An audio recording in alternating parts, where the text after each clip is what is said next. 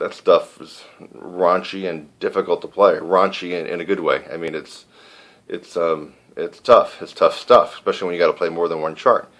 So if you're taking from the world's greatest second book player, jazz improv, he doesn't really, or she doesn't really do much more than that. That's how they make. Maybe they live in New York, and maybe all they do is just jazz combo, jazz this, jazz at Sunday brunches, all that stuff. And that's all they do. And you were taking lessons from him or her, and just because of the reputation and that they're a good player as a trumpet player, maybe they even have a good reputation as a trumpet lesson teacher. But you never really told them about your goals, and you might spin your wheels with them, for a year before you figured out they're not going to help me become the best lead trumpet player in the world. And the reason is obvious. They don't do lead trumpet that much. They might do it on a gig here or there, but basically they're a jazzer. They're a second book player, or small combo jazz trumpet. So you want to get with someone who specializes, and that brings up kind of the last point of this. There are people that are all-arounders when it comes to trumpet lessons and trumpet teachers. They can pretty much do decent at a lot of the aspects of trumpet. And what I mean by that is you'll get a guy who could sit in on the second book and sound pretty decent. He could also get up there and play some lead. And if we're talking about, when I say he, I really mean he or she. I'm just using he for simplicity.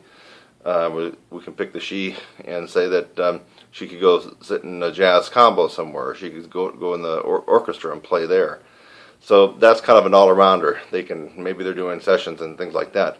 But for you, if you really want to accomplish a certain goal, it would be better to really focus on what that goal is and get with someone who specializes and someone who is the best in that particular technique on the trumpet. I'm trying to remember, but I think it was Chet Baker.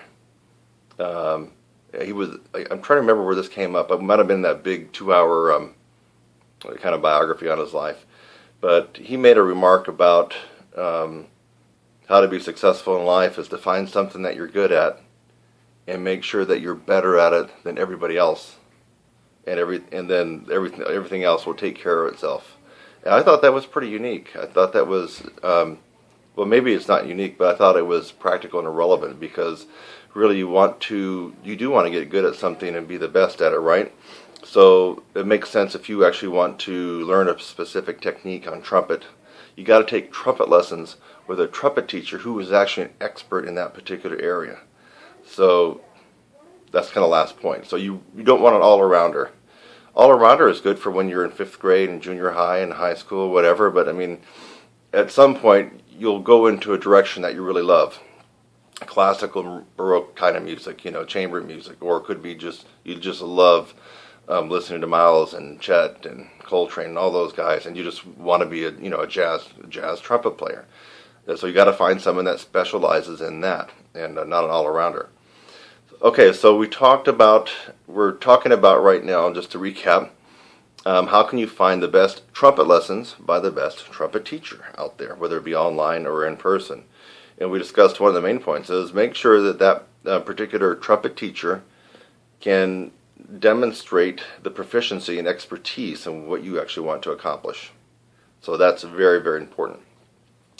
Now, number 2, just because someone can play and is an awesome trumpet player doesn't necessarily mean that they'll be able to teach you and that you'll be able to get the information that they already got inside your noggin and become that good. I'll give you a couple of interesting 2 cases. And it's very interesting because they're both probably the 2 best trumpet players that walked the face of this earth. Maynard Ferguson, trumpet player Maynard Ferguson, and trumpet player Maurice Andre. Now, it's interesting and almost a little bit spooky that both had sons that I guess originally started out playing trumpet. I think Maynard's son Bentley actually switched to bass.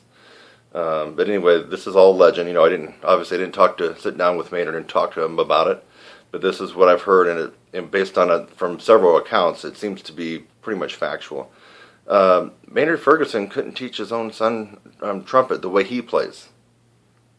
Listen to that. Maynard Ferguson couldn't show his own son how to play extremely, superbly well like he does on the trumpet with the power and the range and all the stuff that he does. Subscribe, click on my website link, and go on to the next video. It's lovely out here. Have a great day.